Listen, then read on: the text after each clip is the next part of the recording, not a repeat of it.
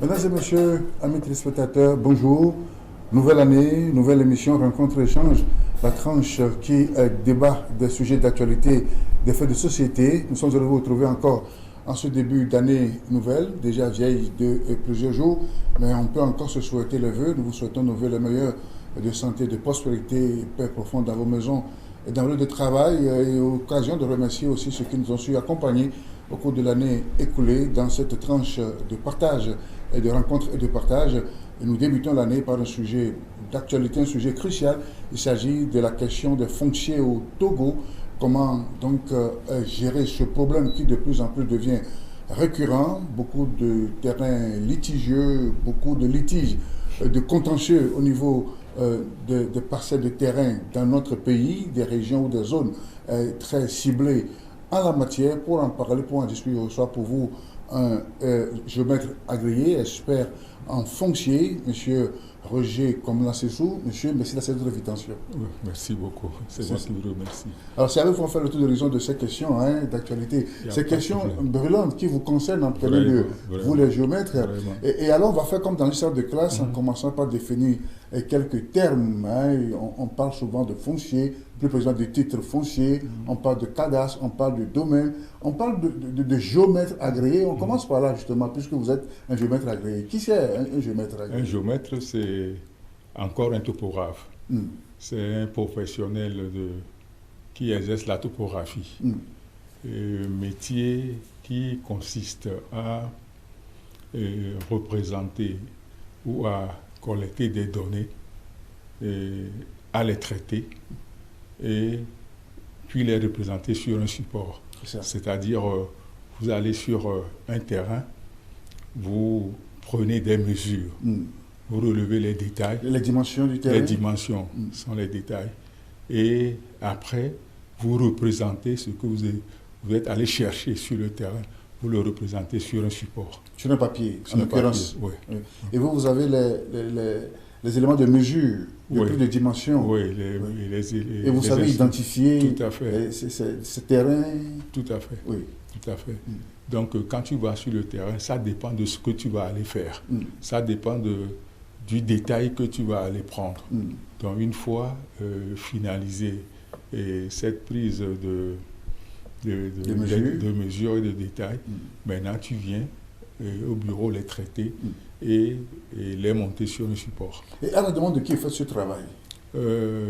À la demande d'une tierce personne. C'est-à-dire à la demande de l'acquéreur, du vendeur. Oui. Et des fois, on est sollicité aussi par des institutions. Même l'État nous sollicite à faire ce genre de choses. Et le topographe n'est pas seulement dans le domaine foncier. Et nous faisons aussi les études de route. Nous faisons aussi les implantations d'immeubles. Donc, c'est une activité un peu vaste. Mais généralement, la population est concentrée. Quand on dit géomètre, il pense immédiatement au terrain. Or, en réalité, c'est une partie de la profession que le géomètre exerce. Vous travaillez pour le compte de qui? Pour votre propre compte? Ou bien vous êtes agent de l'État? Ou bien... Non, moi je ne suis pas agent de l'État. Oui. J'ai mon propre cabinet et je suis installé à mes propres comptes. C'est cela. Et le foncier, c'est quoi en réalité, comme ça dans la définition? Le foncier, au fait, c'est relatif au fond de terre pour sa propriété, son exploitation et puis son imposition. C'est-à-dire toute activité qui est liée au fond de terre. Y compris justement les délimitations, les délimitations, l'exploitation de la parcelle de terre, ce que l'État impose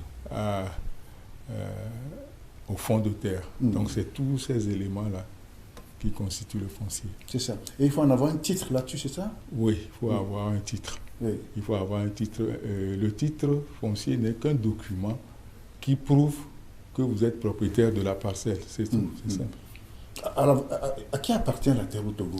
Que disent les tests en réalité? Au fait, la terre appartient aux premiers occupants. Et c'est-à-dire, quel est ce premier occupant? On nous a appris à l'école que Lomé est fondé par Djitri. Donc, Lomé, au fait, appartient à Djitri et à ses descendants, en principe. Oui. Donc, au fait, à l'origine, il n'y a que la brosse, selon ce que nous avons reçu comme leçon. Comme information. Donc, la première personne qui arrive dans une localité qui n'est pas habitée, qui est dans la forêt, et qu'il défriche à un certain niveau, il dit, bon, ok, là, c'est ma propriété. Donc le droit à la propriété privée reconnu au Togo à des individus. Oui, aux premiers occupants. Aux premiers occupants. Donc, on a commencé à identifier ces premiers occupants quand les Allemands sont venus. Comme eux, ils ont l'intention de développer l'agriculture au Togo, donc ils ont commencé par explorer le territoire. Donc, quand ils arrivent quelque part, ils trouvent quelqu'un, dit, bon voilà, votre limite, c'est-à-dire votre parcelle se limite où? Et, ok, et il accompagne l'Allemand, et c'est l'Allemand qui délimite sa parcelle. Il dit, ma parcelle quitte ici et se limite à tel niveau. Donc lui, il prend les mesures. Avec des instruments de mesure déjà à l'époque. Oui. Il prend les mesures et maintenant il revient, il représente sur un papier et il donne le nom, c'est-à-dire le nom de la personne trouvée. Qu'il a trouvé sur les lieux. Des fois, la personne trouvée sur les lieux n'est pas le premier occupant. Et il y a quelqu'un qui est venu, qui a récupéré une parcelle, et peut-être que, bon, lui, il arrive, il dit, bon, ok, je te donne cette partie et tu cultives. Au moment où on faisait ce recensement-là, le premier occupant n'est pas là. C'est ça. C'est celui-là qu'on a trouvé sur le terrain. Et on met le terrain en son nom. C'est ça qui fait que dans les litiges, on dit telle personne est venue rester chez mon grand-père. C'est ça. C'est ça qui a causé ce type de litige. Bon, donc c'est en gros cela.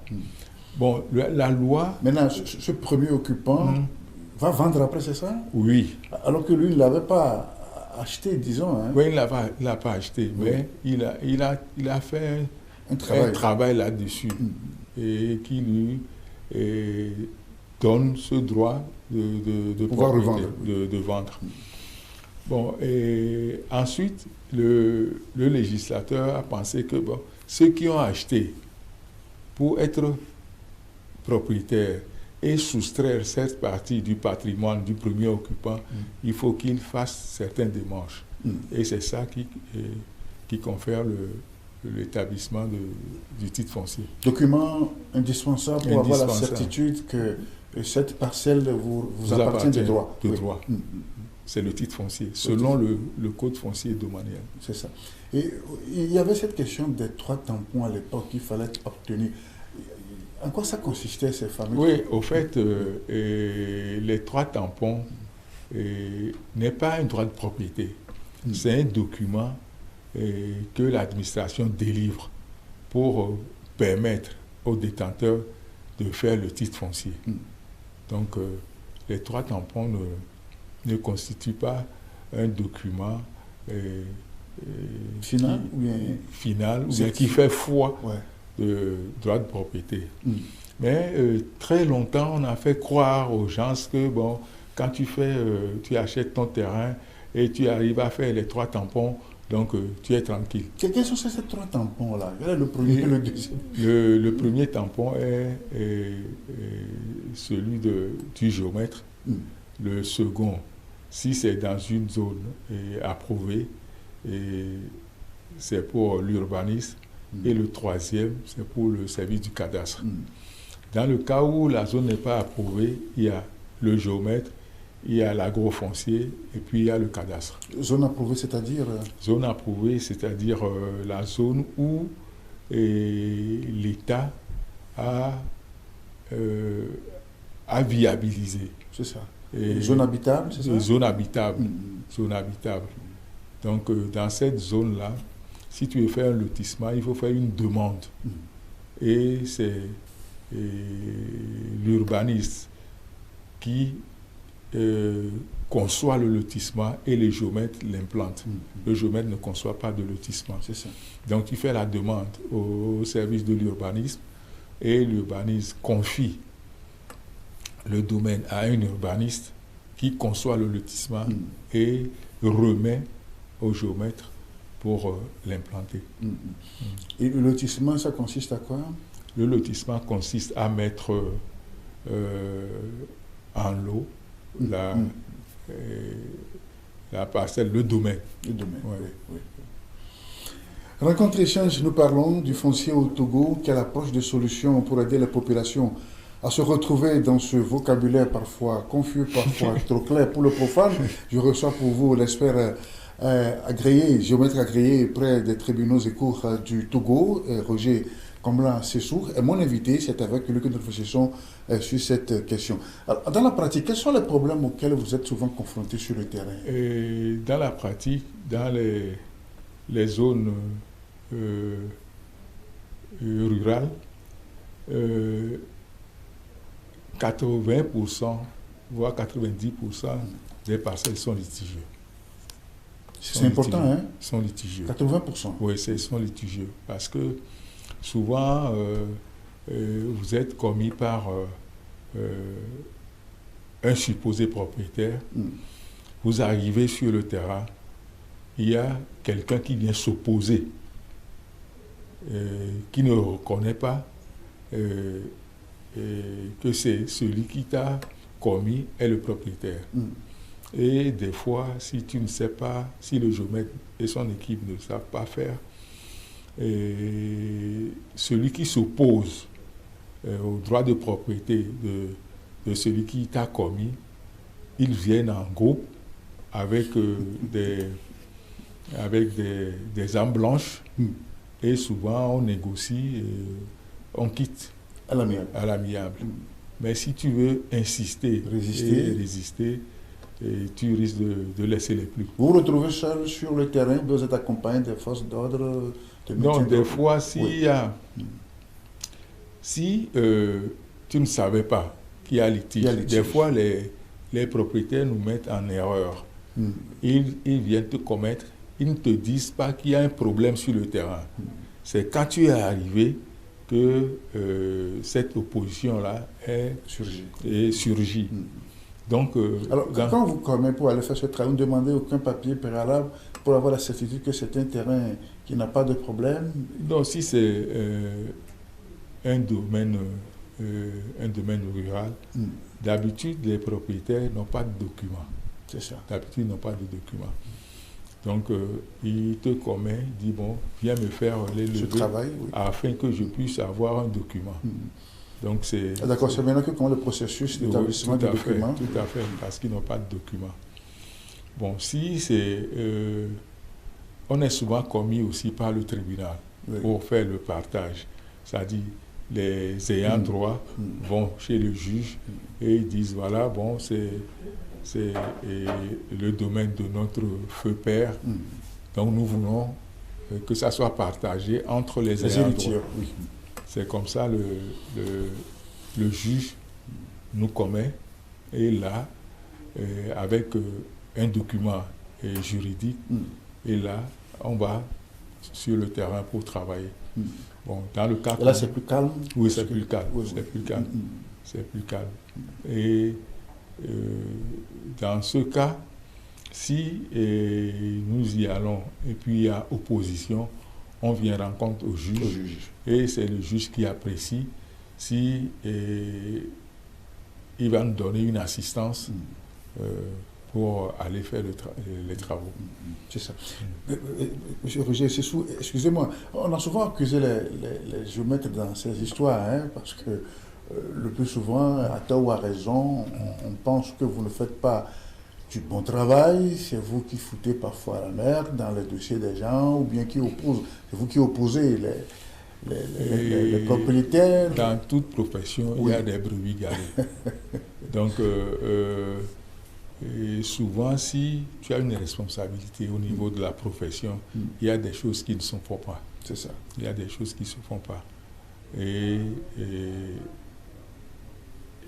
ton rôle, au fait, au niveau de géomètre, au niveau des propriétaires, c'est pour les renseigner de ce qui est faisable et ce qui n'est pas faisable. Avoir le courage de dire la vérité à celui qui vous a commis. Oui. Puisque moi, j'ai l'habitude, quand tu me commets, on s'assoit, on discute. Je te fais savoir les tenants et les aboutissants de la chose. Et je te dis, je donne mon point de vue. Et dans le cas où, mon point de vue, c'est ce qui est faisable. Dans le cas où en tant que technicien. En tant que technicien. Et en fonction de la déontologie de la profession. Je te fais voir tous ces aspects-là. Dans le cas où il y a des propriétaires qui insistent et ils font fi des avis.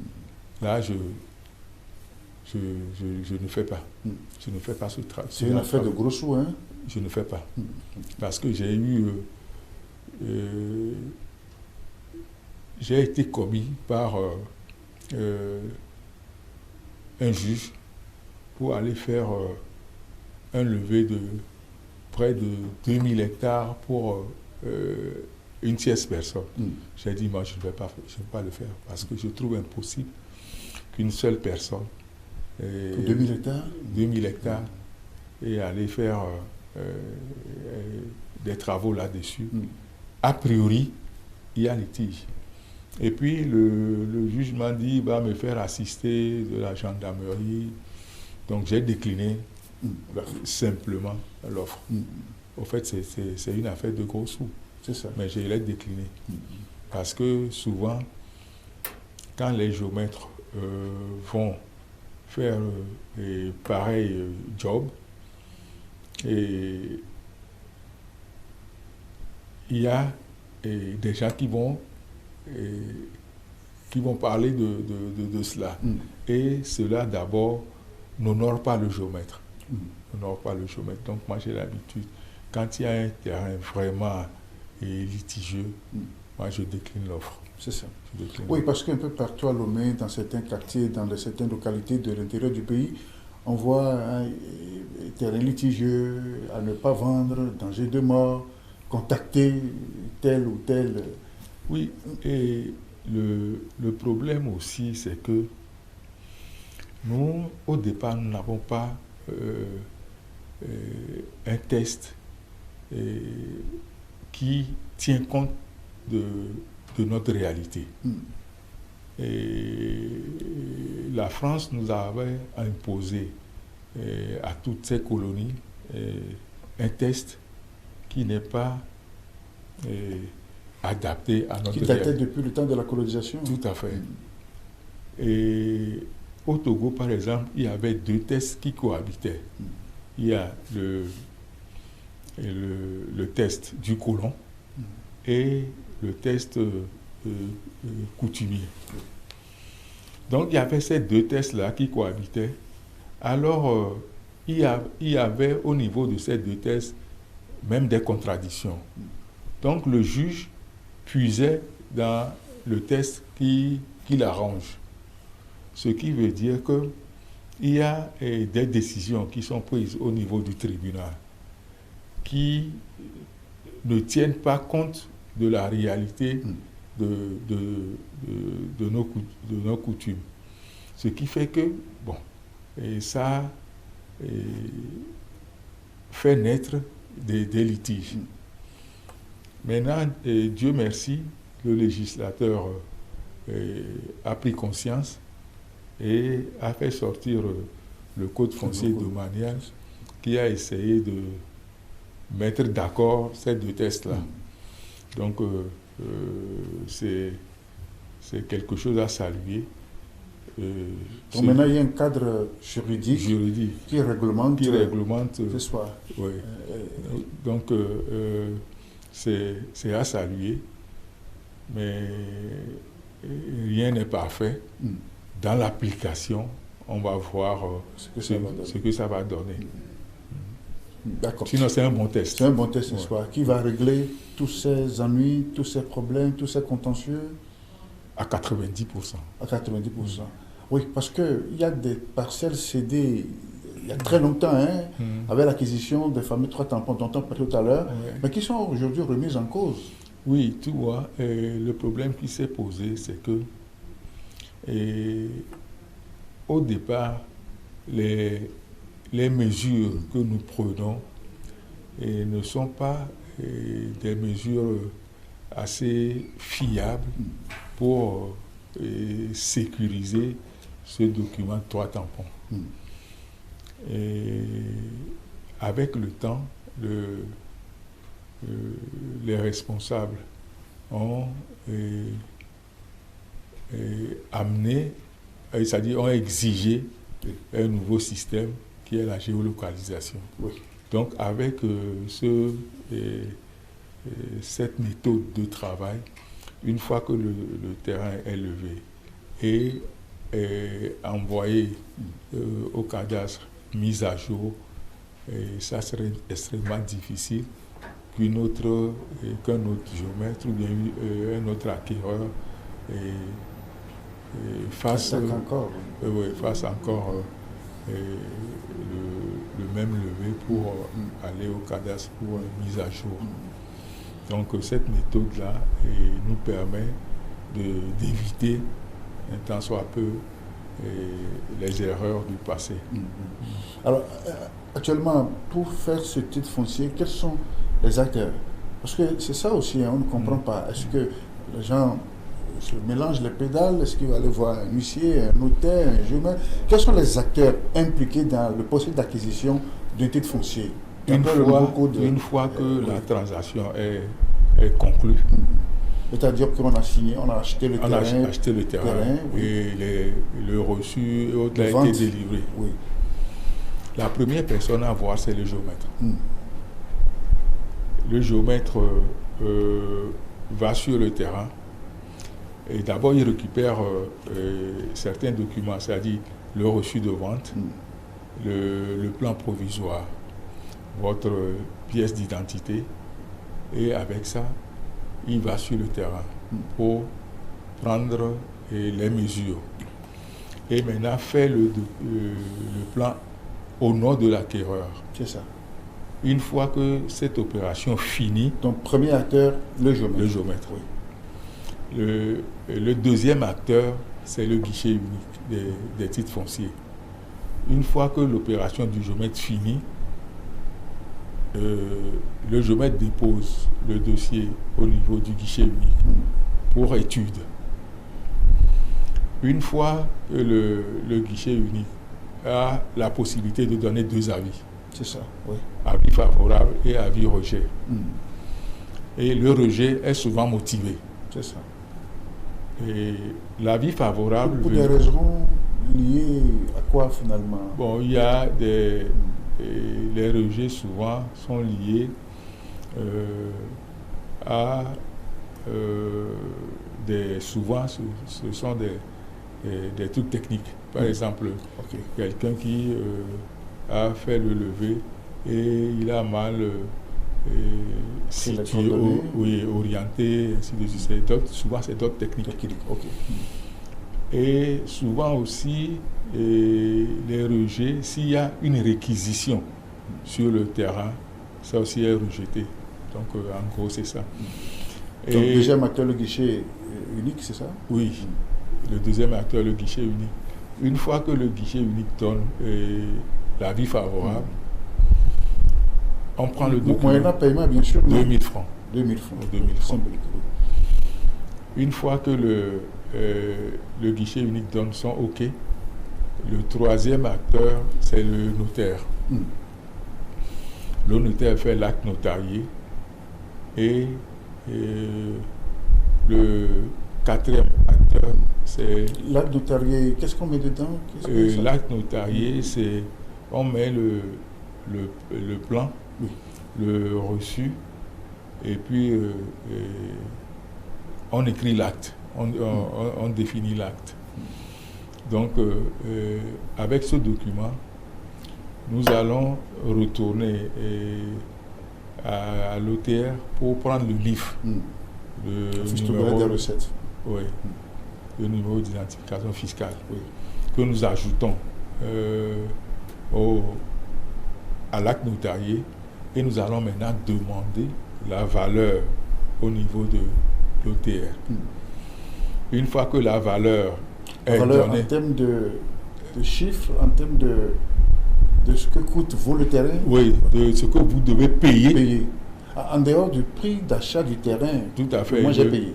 Oui. Et c'est l'OTR qui donne une valeur que nous appelons valeur vénale.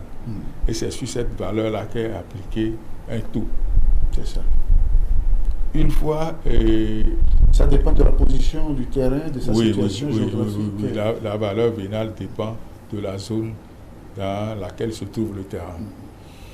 Donc, une fois la valeur est calculée,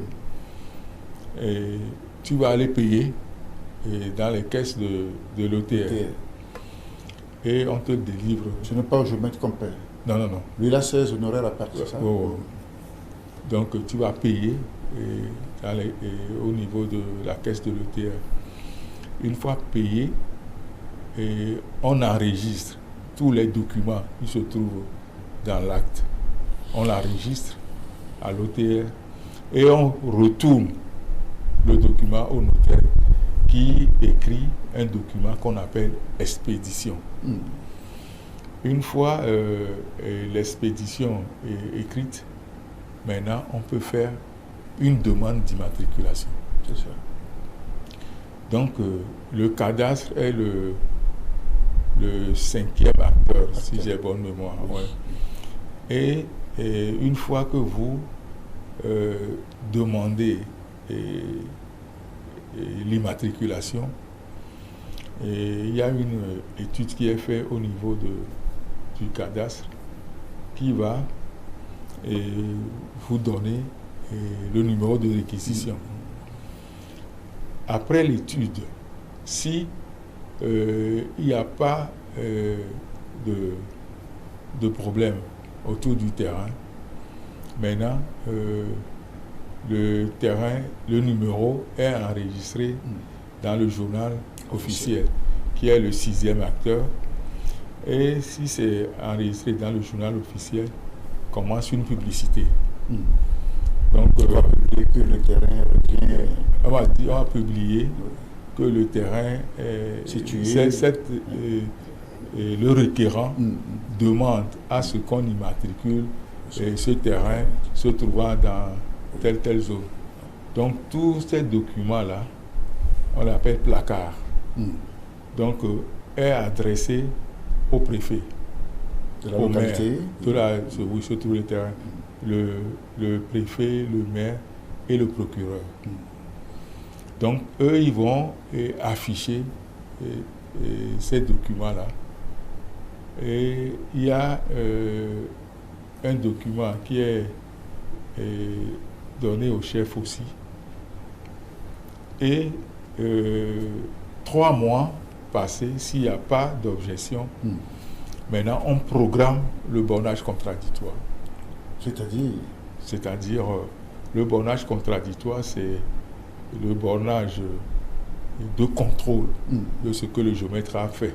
C'est ça. Le cadastre veut savoir si le plan qui lui a été adressé est est conforme avec la réalité sur le terrain. Donc l'équipe de CADA se déplace pour aller faire cette vérification-là. Alors, pendant ce temps, je peux travailler sur le terrain ou bien j'attends d'abord? Non, en principe... Si mon réalisateur est pressé, il veut construire sa maison, donc il faut le situer.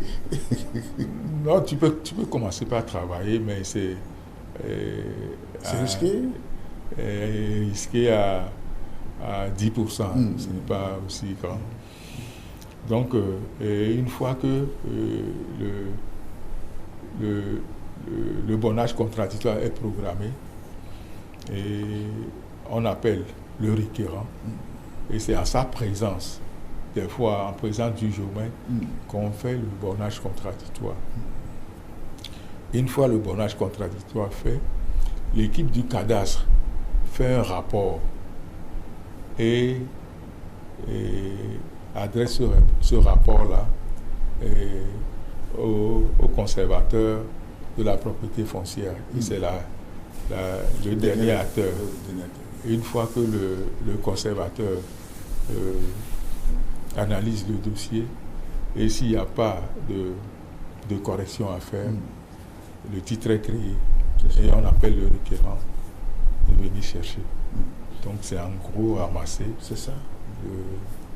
le processus. Il a sa pièce d'identité en quelque sorte. Tout à fait, de la terre. De la terre qu'il a achetée et sans s'en être quitté plus tard. Tout à fait. C'est définitif. C'est définitif.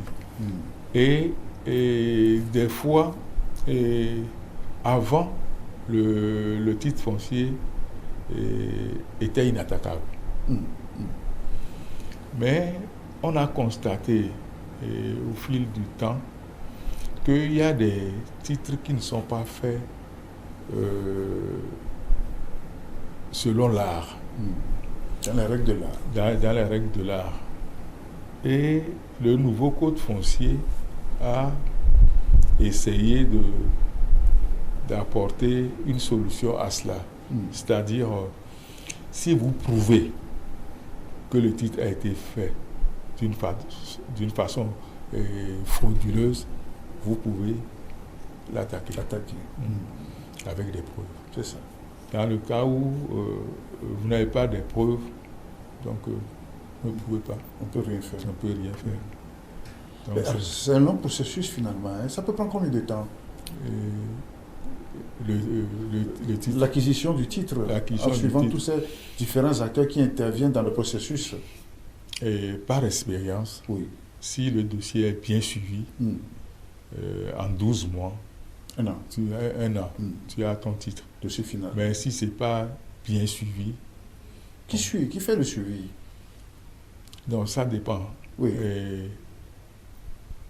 Il y a une structure qui s'est créée et aussi ils ont pour mission de suivre le dossier. Une fois que vous arrivez au niveau de demande de réquisition, il y a une structure à qui vous remettez le dossier pour le suivi. Donc ça vous permet de vous reposer et ils font le suivi jusqu'à la fin. Avec bien sûr un coût. Vraiment. Quand on voit tout ça, la valeur finale. C'est avec un coût. Donc tout ça là est discuté avec le requérant. Quand un acquéreur vient chez moi, je lui explique toutes ces étapes-là avec le coût que ça génère. Donc tu sais qu'à telle étape, il faut payer tant. À telle étape, il faut payer tant. Et l'acquéreur est déjà au courant de ce qu'il va débourser. Rencontre échange, Roger Komona Sessou, géomètre agréé près les cours et tribunaux du Togo, est mon invité pour faire le tour d'horizon de ces questions liées au titre foncier dans notre pays. Un nouveau code réglemente désormais la profession et le domaine. Et donc, nous réfléchissons ensemble avec lui à cette question pour donner la possibilité aux populations de comprendre à quoi s'en tenir et qu'est-ce qu'il faut faire quand vous acquérez un terrain. Mais il y a aussi des problèmes. Est-ce que deux géomètres au plus, un peu travailler sur une même parcelle et donner parfois des avis différents. Il y a de ces cas que l'on rencontre. Oui, en principe, deux géomètres ne peuvent pas intervenir sur une même parcelle. Parce que quand tu arrives sur la parcelle et tu trouves des bornes, et forcément, il y a un géomètre qui est passé par là. Donc, il faut commencer par questionner le propriétaire et savoir pourquoi le premier géomètre n'est pas allé au bout du travail. Et si possible, moi je rencontre le premier géomètre et lui poser des questions. Pourquoi il n'est pas allé au bout des travaux? Et si je dois intervenir sur le terrain, et le premier géomètre doit savoir que à cause des difficultés qu'il a rencontrées, il n'a pas pu terminer. Il y a des procédures juridiques qui permettent de lui retirer le dossier. C'est ça. Oui. Une fois que cette procédure n'est pas faite, moi je ne rentre pas dans le dossier. Je ne rentre pas dans le dossier. Donc les tests prévoient la procédure par laquelle on peut passer d'un géomètre à un autre, c'est ça? Tout à fait. Le tribunal est là, il suffit de saisir le juge pour lui dire, voilà, j'ai confié tel travaux à telle personne, il ne l'a pas fait à cause de... Et je veux qu'il soit dessaisi du dossier. Et le juge prend l'ordonnance et on lui signifie ça. Et il est dessaisi du dossier. Là, je peux rentrer dans le dossier, dans le cas échéant. C'est ça. La justice intervient parfois dans le cas de ces terrains litigieux et donne aussi son avis. Et entre l'avis de la justice ou du juge et l'avis du géomètre, qu'est-ce qui prime en réalité? Au fait, l'avis du juge prime. Mais souvent, je parle de mon cas. Et si j'estime que l'avis que le juge a donné va à l'encontre de la déontologie de la profession et de ma croyance, je ne fais pas. Je ne fais pas. Vous avez vos lois techniques, n'est-ce pas? Vos lois techniques dans la pratique de la profession. Tout à fait. Vous avez vos connaissances, vous avez ce que vous appelez la déontologie du métier. Tout à fait. Alors, maintenant que le juge décide autrement, qu'est-ce que vous faites dans ce cas? Mais dans ce cas, je refuse l'offre. Je refuse d'être commis pour exécuter ce travail-là. Et là, je suis tranquille. Je n'ai pas l'habitude de faire des travaux et après regretter. Une fois que j'analyse la situation et qui ne répond pas à la déontologie de la profession et surtout qui va à l'encontre de ma croyance, je refuse. Est-ce que ça veut dire que la justice aussi parfois contribue à l'atmosphère, cette atmosphère délétère parfois que l'on rencontre en matière de litige dans le foncier? Oui. Souvent, moi, j'accuse rarement les juges parce qu'eux, ils statuent en fonction des documents qui leur sont présentés. Et souvent, il y a des gens malveillants qui trompent la vigilance du juge en lui fournissant des faux papiers. C'est ça. Et à base de ça, le juge statue. Par exemple, les 2000 hectares dont j'avais parlé plus haut. Oui. Et ils sont arrivés à établir un droit de propriété sur l'espace. Or, consciencieusement, moi je sais que ce n'est pas bienséant d'attribuer 2000 hectares à quelqu'un, sous prétexte qu'il a acheté. Est-ce qu'il y a, au Togo, est-ce qu'il y a une disposition qui limite l'accès, enfin, le droit à la propriété? Avant, non, mais le nouveau code, le code foncier domanial limite ça à 10 hectares. Si tu veux payer plus de 10 hectares, il y a une structure au niveau des communes qui statue sur l'excédent. Et c'est cette structure-là qui donne un document pour joindre au dossier, pour faire le titre. Ce qui veut dire qu'on ne veut pas qu'une seule personne soit en possession de... Oui. Parce que souvent les gens ont 100, 200 hectares, mais ils ne font rien là-dessus. À peine ils exploitent 5 hectares, le reste est là. Et comme ils l'ont acheté, les propriétaires n'ont plus droit d'aller cultiver la parcelle-là. Donc certains propriétaires se retrouvent oisifs parce qu'ils ne peuvent plus aller. Mais ils ont vendu, non? Ils ont vendu, ils ne peuvent plus aller. Et c'est vraiment dommage.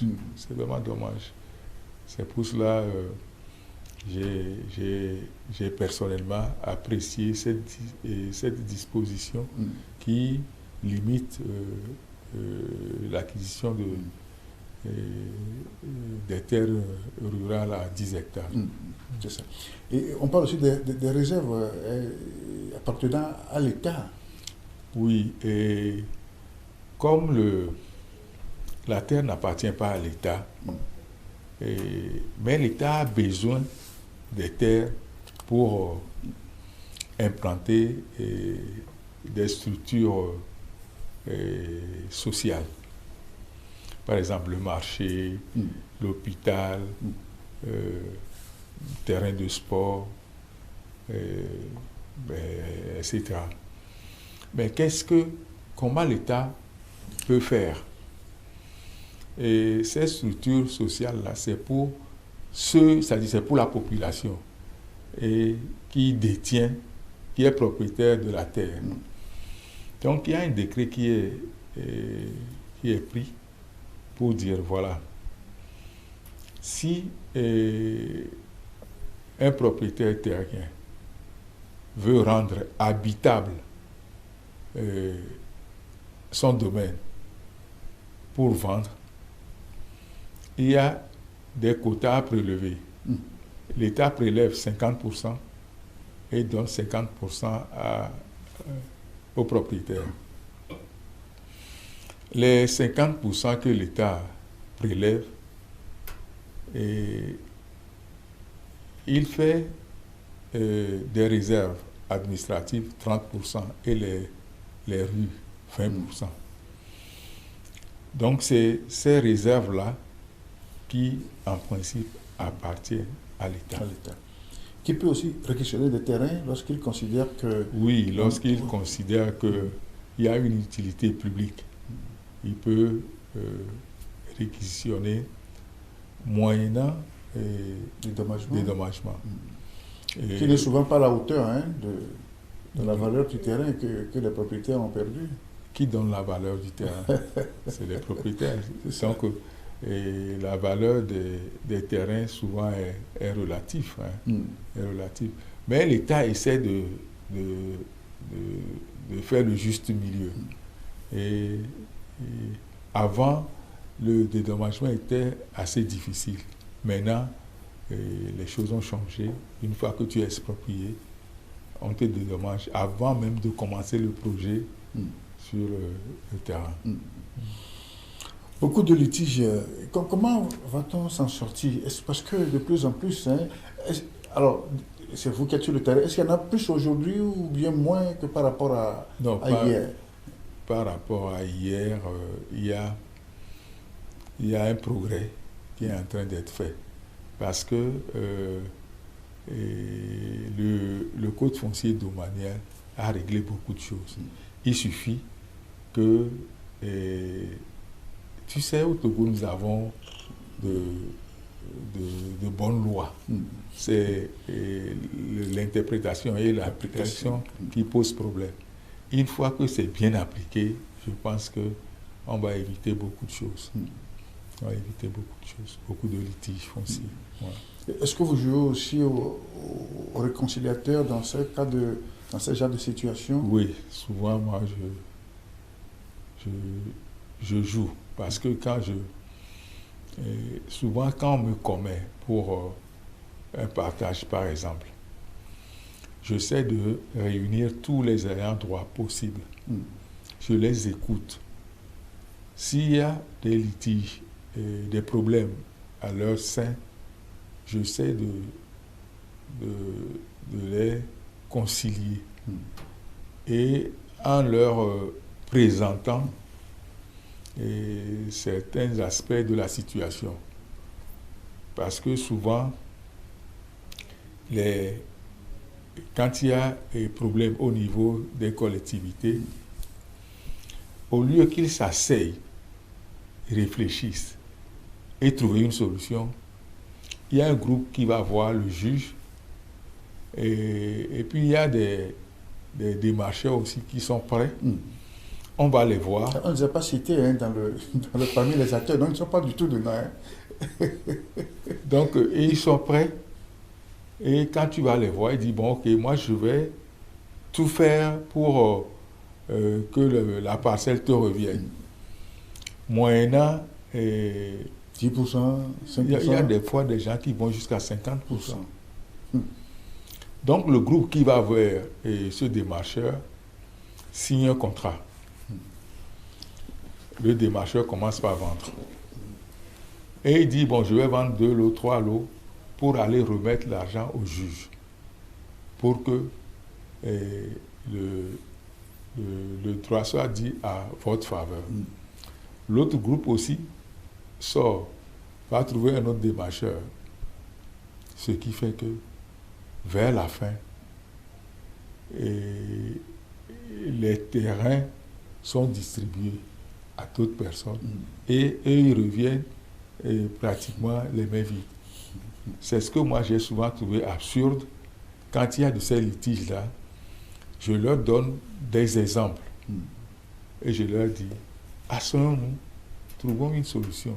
Au lieu d'aller voir un démarcheur, au lieu d'aller voir quelqu'un qui se dit affairiste pour vous prendre les terrains, et souvent, l'exemple, la discussion que je fais avec eux, souvent les impacts. Et on arrive toujours à trouver une solution pour évoluer. Peut-on comment régler la question de la double vente des terres au Togo? Ouais. Double vente, triple vente, quadruple vente? On peut. On peut. Si tous ceux qui achètent les terrains font le titre foncier, on peut. C'est ça.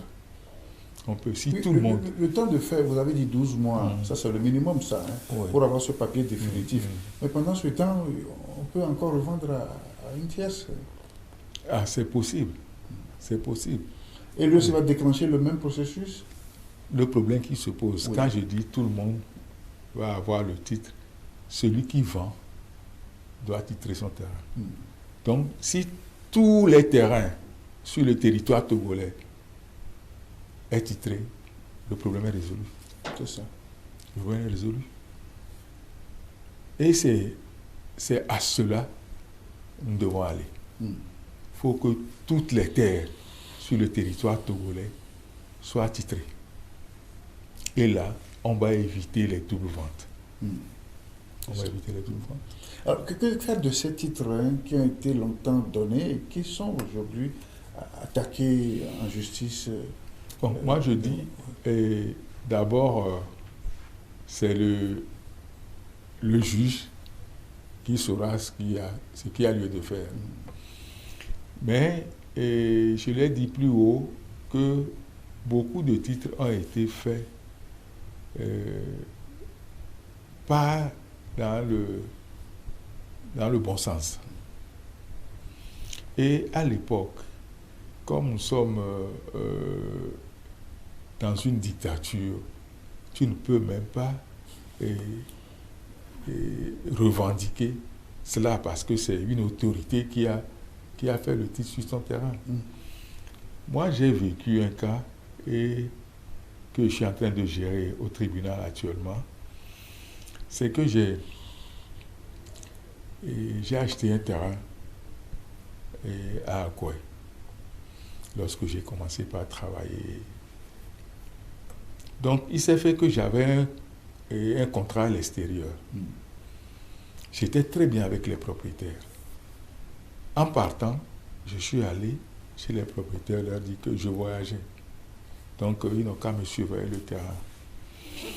Quand je suis parti, j'ai fait 5 ans avant de revenir. Quand je suis revenu, je suis allé un week-end sur le terrain, j'ai constaté que le terrain était clôturé. Je vais voir les propriétaires. Quand ils m'ont vu, ils ont dit voilà, que je ne suis pas sérieux. Je dis, mais qu'est-ce que moi j'ai fait? Il dit, je vais donner un bouc. Je dis, mais vous avez revendu mon terrain et vous me réclamez encore le bouc. Il dit, non, que au moment où les maçons venaient travailler sur le terrain, ils sont opposés. Et ils sont allés même chez le chef. Mais les maçons au niveau du chef leur a dit que celui qui leur a demandé de faire la clôture est à l'extérieur. Eux, ils ont cru que c'était moi. C'est pour cela qu'ils ont laissé faire. Donc, c'est là où on a commencé par chercher celui qui a clôturé le terrain. Il s'est fait que c'est une autorité et qui était ministre dans le gouvernement à l'époque. Donc moi j'ai porté plainte contre lui. Et on lui a signifié la plainte. Au contraire, c'est une plainte qui est déposée contre moi, que je suis en train de diffamer le ministre. Ok. Donc, quand je suis allé vers le juge, j'ai montré mon document. Et finalement, c'est les coups de fil que je reçois, que si je retourne encore sur le terrain, j'irai en prison avec des histoires. Donc, j'ai laissé le temps couler. Et puis un midi, il y a un remaniement ministériel. Le ministre n'est plus dans le gouvernement. J'ai réactivé la plainte. Maintenant, il a accepté de coopérer. Et il m'a appelé. J'ai dit non, il faudrait qu'on se retrouve devant le juge. Effectivement, on s'est retrouvé chez le juge en référé. Et à ma grande surprise, le ministre n'a aucun document qui prouve qu'il est propriétaire. La chance que j'avais à l'époque, c'est que mes cédants sont vivants. Ils sont venus. Ils ont témoigné que c'est eux qui m'ont vendu le terrain. Et à l'urbanisme, c'est leur nom qui se trouve sur le terrain là-bas. Maintenant, on demande au ministre qui lui a vendu le terrain. Et il fait rentrer un kidam et qui n'a aucune relation avec les propriétaires. Et le juge demande au ministre, et lorsque vous avez remis l'argent au kidam et qui vous a acheté le terrain, il ne vous a pas remis un reçu? Il a dit non, qu'il n'a pas pris de reçu. Et mon avocat lui demande, tu n'as pas eu de reçu, comment tu as fait pour revendre le terrain à un inspecteur des impôts? Il a dit que, en voulant vendre, il a recontacter le Kidam, que c'est le Kidam qui a fait les diplômes. Donc, tout ça là a été consigné dans le PV. Et maintenant, l'affaire est envoyée au tribunal. À ma grande surprise, le juge tranche en faveur de ces gens-là qui n'ont aucun document. Bon, maintenant, dans la motivation du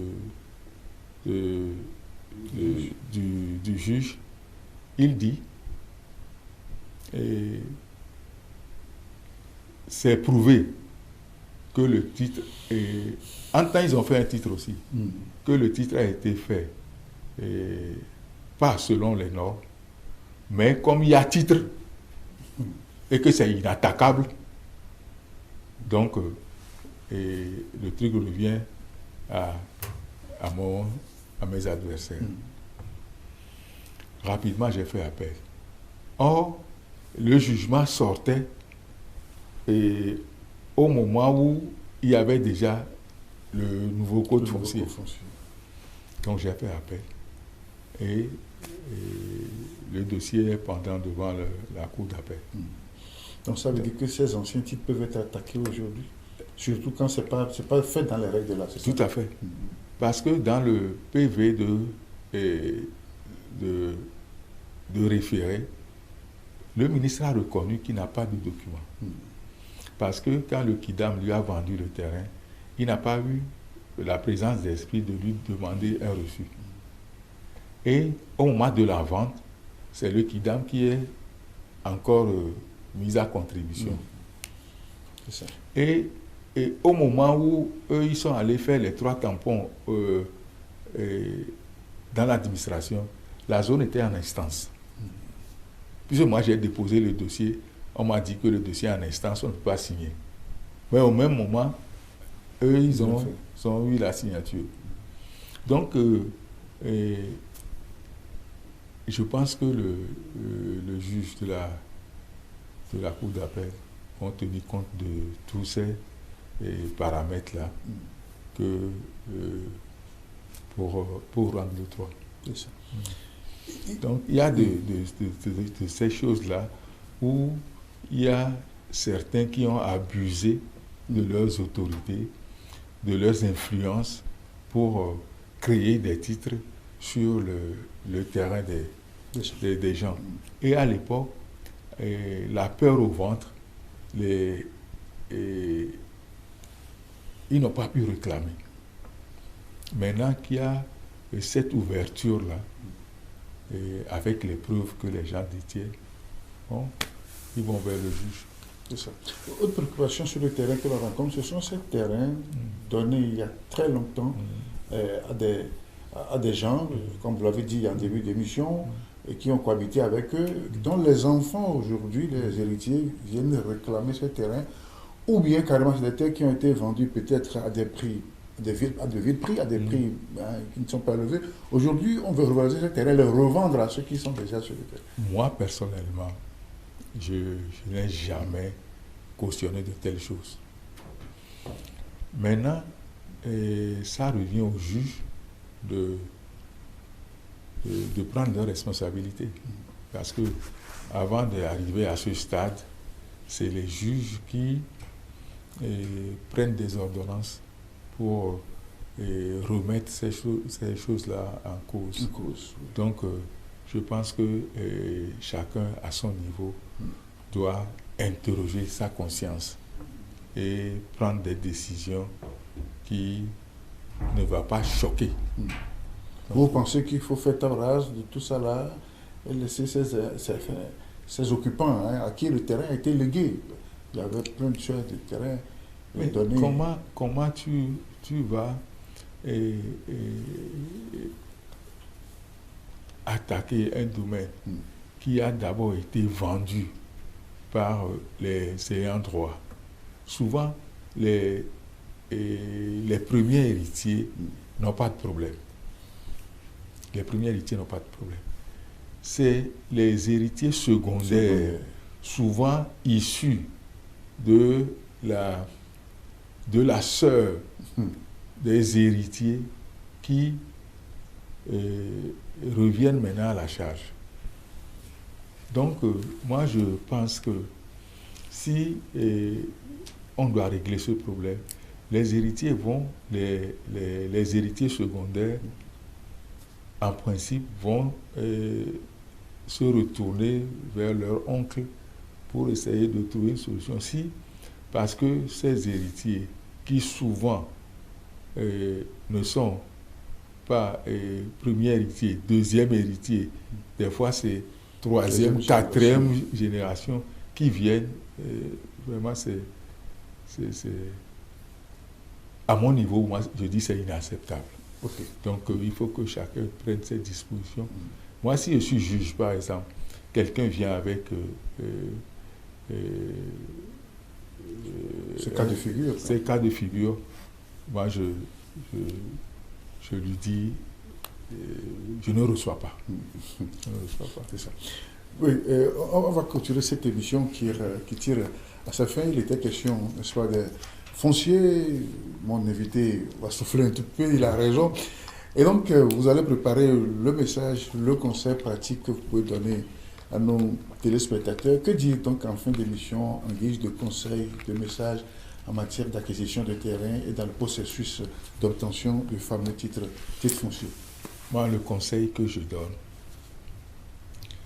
et quand vous allez acheter un terrain, essayez de faire des vérifications élémentaires. Ces vérifications, je les résume ainsi. Et allez au moins, quand vous allez sur le terrain, au retour, allez vous-même retourner sur le terrain. S'il y a des voisins, essayez de les interroger. Et allez voir le chef, qui est censé connaître les propriétaires qui se trouvent sur son territoire. Discutez avec le chef. Et si, après ces vérifications, tu trouves que tu peux acheter, il faut l'acheter. Une fois que tu l'achètes, il faut commencer les papiers. Moi, je dis souvent à ceux qui viennent me voir pour prendre mon conseil en matière d'acquisition de terrain, je dis, si tu as 2 millions, rien que 2 millions, et que le terrain coûte 2 millions, il ne faut pas acheter. Il ne faut pas acheter. Parce que il y a d'autres frais. Il y a d'autres frais.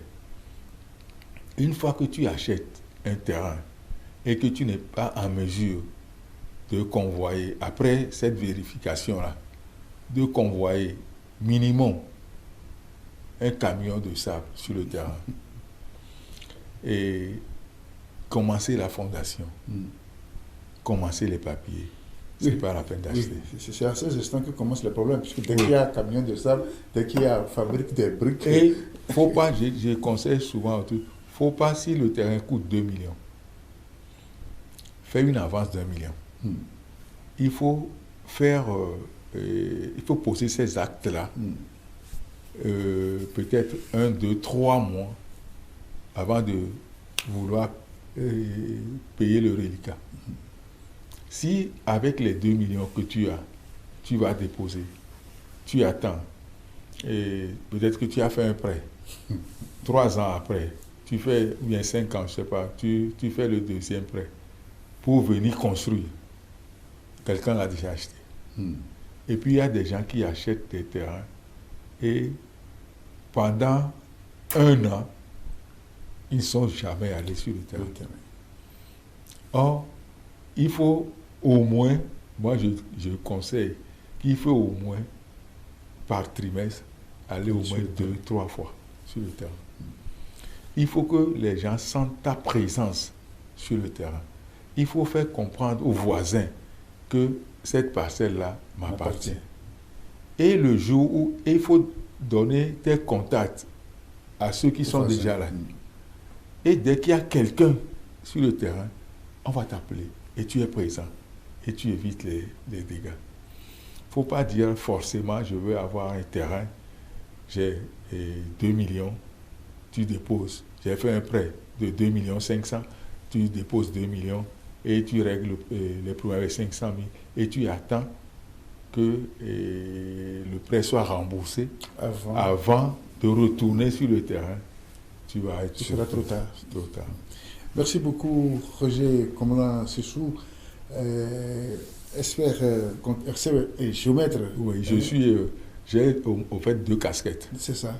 Je suis consultant en énergie renouvelable, biogaz, biofil, éolienne et puis solaire. C'est ça. Je suis également consultant en foncier et en gestion des structures foncières. Et je suis géomètre agréé, membre de l'ordre des géomètres du Togo. Je suis expert près les tribunaux et cours du Togo. Vous faites aussi de la saxophoniste aussi. Oui, je fais un bon musicien. Je fais du saxo aussi. Alors, vous avez plusieurs cassettes, vous êtes un polyvalent. Pour mon propre plaisir. Ouais. C'est ça. Malheureusement, sinon, ça nous fera quelques morceaux ici en saxo. La prochaine fois. Ouais. Merci à vous. Merci. Est-ce que je peux te donner mes contacts? Oui, on le fera après. Il n'y a pas de souci. D'accord. Merci à vous, téléspectateurs, d'avoir suivi cet entretien portant sur la gestion des fonciers au Togo. Roger Sessou était mon invité. Si vous voulez le contacter, il n'y a pas de souci. Eh bien, il est prêt à vous conseiller en matière d'acquisition de terrain et de comment faire le processus d'acquisition de titres fonciers. C'est la fin de ce numéro de Rencontre Échange la semaine prochaine pour une nouvelle réflexion. À très bientôt. Au revoir.